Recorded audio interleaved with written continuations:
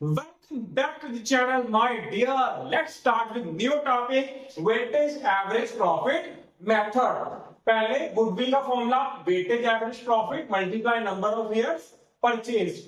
weightage average profit किसके equal होता है? sum of weight multiply profit divided by sum of weights. ये तो अभी फॉर्मूला का ओवरव्यू दिया है, आपके सम से आपको ये सारा क्लियर हो जाएगा और उस बच्चे को और ज्यादा समझ आएगा जिसने लास्ट लेक्चर देखा है एवरेज प्रॉफिट का, क्योंकि उसी की इंप्रूवमेंट है, उसी का एक बेस्ट ऑल्टरनेट दिया गया हमें। आप सम की तरफ बढ़ते हैं। फर्म की गुडविल निकालनी है किसकी हेल्प से?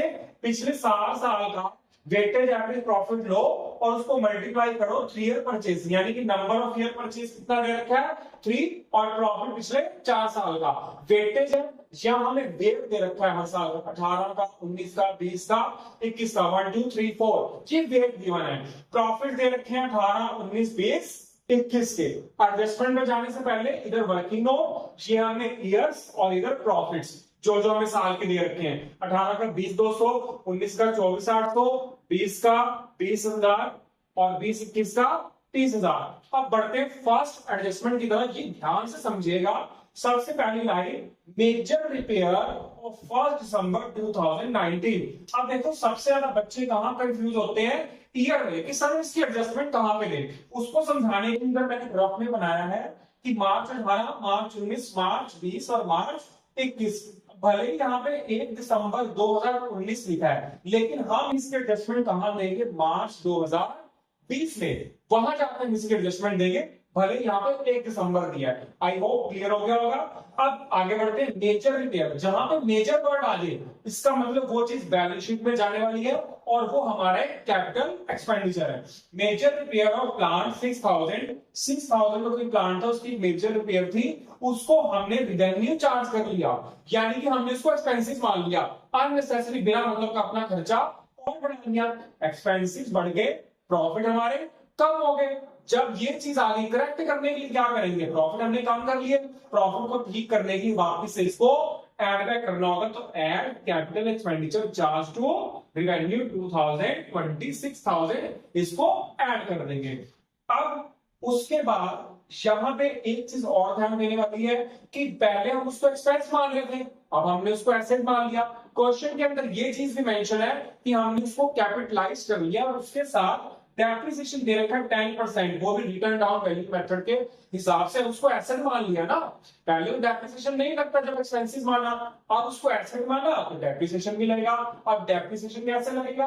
पहले देखो 1 दिसंबर 2019, यानी कि 19 से लेके मार्च तक कितने महीने बनेंगे?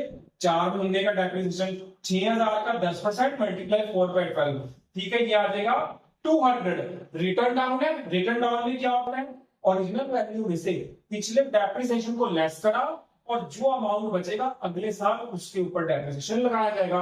पिछले साल तो सिर्फ 4 महीने थे, अब अगले साल जब 2021 में तो पूरे साल का लगेगा, यानी कि 6,000 में से 200 गए 5800 पे 10% 580।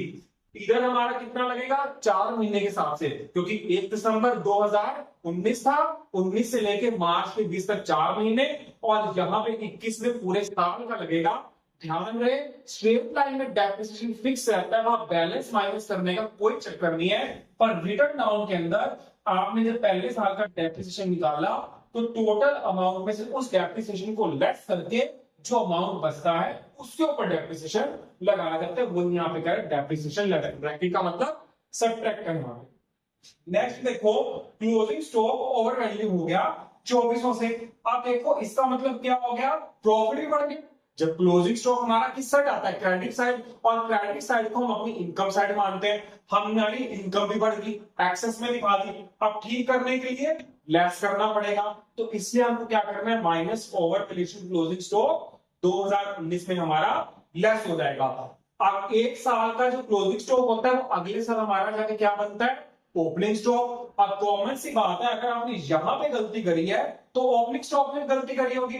ओपनिंग स्टॉक में थोड़ा इन्वर्स चलता है। ओपनिंग स्टॉक हमारा डेबिट में आता है तो इसका मतलब वो खर्चा होता है। अब यहाँ पे हमारा ओपनिंग स्टॉक बढ़ गया 2400 से और प्रॉफिट हमारा कम हो गया, खर्चा बढ़ा दिया ना।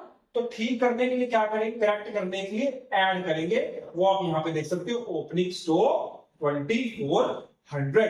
नेक्स्ट हमारे पास क्या एडजस्टमेंट है, एनुअल चार्ज। नॉर्मल एक्सपेंस है 4800 का, हमें क्वेश्चन में यहाँ पे गिवन है, तो इसको हम हर साल में से डिडक्ट कर देंगे। इसके बारे में फर्स्ट टॉपिक में मैंने आपको ये एडजस्टमेंट क्लियर कर दी थी, वहां जाके आप देख सकते हैं। एनुअल एक्सपेंस है, सब में से इसको डिडक्ट, आगे डिडक्ट करके ये प्रॉफिट आ गया हमारे पास, ठीक है। अब वेटेज का रोल समझते हैं। 18, 19, 20, 21 ईयर दे रखे हैं, ये प्रॉफिट दिए, वेट जो हमें दे रखे थे 18 का 1, 19 का 2, 20 का 3, 21 का 4। प्रॉफिट को वेट से मल्टीप्लाई, यही था ना सम ऑफ वेट इनटू प्रॉफिट्स, यानी कि प्रॉफिट्स को वेट से मल्टीप्लाई करें, ये हमारे पास क्या आ गया, वेटेज एवरेज प्रॉफिट आ गया, ठीक है। अब वेटेज एवरेज प्रॉफिट हमारा किसके इक्वल होता है, सम ऑफ वेट्स, यानी कि ये सम ऑफ वेट्स हमारे पास गिवन है। यहां से हमने वेट्स का टोटल निकाल दिया, वेट्स का टोटल प्रॉफिट मल्टीप्लाई वेट के इक्वल था, वो हमने निकाल दिया, और डिवाइड किससे करना है, sum of weight. Sum of weight कितना है 10, ये आ गया आंसर 2198। अब गुडविल निकाल लेंगे, weightage average profit multiply number of year purchase, that's all. I hope कि आपको अच्छे से क्लियर होगा, लेकिन मैं फिर रिपीट कर रहा हूं, ये कॉन्सेप्ट उस बच्चे को और ज्यादा अच्छा समझ आएगा जिसने मेरे लास्ट के 2 लेक्चर देखे हैं। नहीं देखे तो अभी जाके पहले उनको देखें, ठीक है। थैंक यू, मिलते हैं नए टॉपिक के साथ, एक नए जोश के साथ और नई होप के साथ।